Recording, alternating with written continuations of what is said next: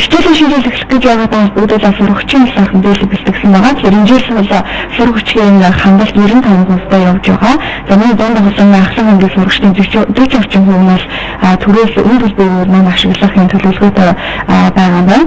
За ер нь бол сурагчийн бас жилийн жилд шинэ сурагчид гаргах юмаа гэсэн хэлэн бол эцэгчүүдийн дунд бол байдгаа юм яриа байдаг. Тэгэхээр энэ дээр бол мэргэжлийн хүн бол ерөнхийдөө Монгол Улсын сургуулийн тогтолцоо 12 жилд босгож байгаатай холбогдуулаад жил болгон бас зарим янгууд дээр бол сурагчийн шинэ одоо сурагчийг зохиогч байгаа асуудал байгаа гэдгийг бас хэлжсэн.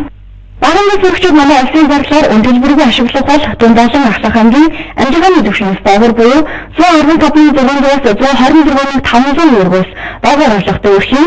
Мөн ерөнхий боловсролын сургуульд 2 болон түүнээс дээш хүүхэд зэрэг суралцж байгаа хагас өмчийн бүтэн өмчийн хүүхдүүдэд сур хүчийг нөгөө ашиглах юм байна. Жил болгон сурагчийг чимээ зохиож байгаа зүйл бол байхгүй.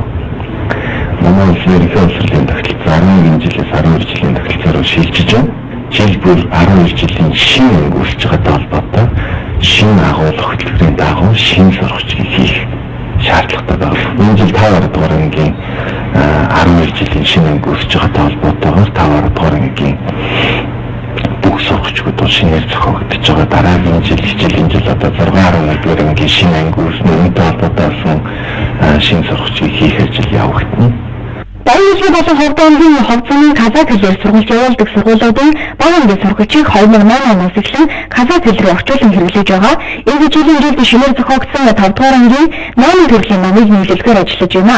Ямар нэгээс шинээр хэрэглэгдсэн номыг ойдолтой ойлгосноор илүү удаан хөдөлгөөтэй болохоос гадна Монгол Улсын стандартын дагуу хүүхдийн эрүүл ахуй, нас биеийн хөгжил зохицуулан үйлдвэрлэсэн гэж үзэж байна. Жишээлбэл сурагчдын тоог гол хэсэгтэн бичтгэн хүүхэд манай эргүүлэгтээ гараа норгож байгаад эргүүлдэг учраас ном хийлгэхэд орсон хэмээн байдлыг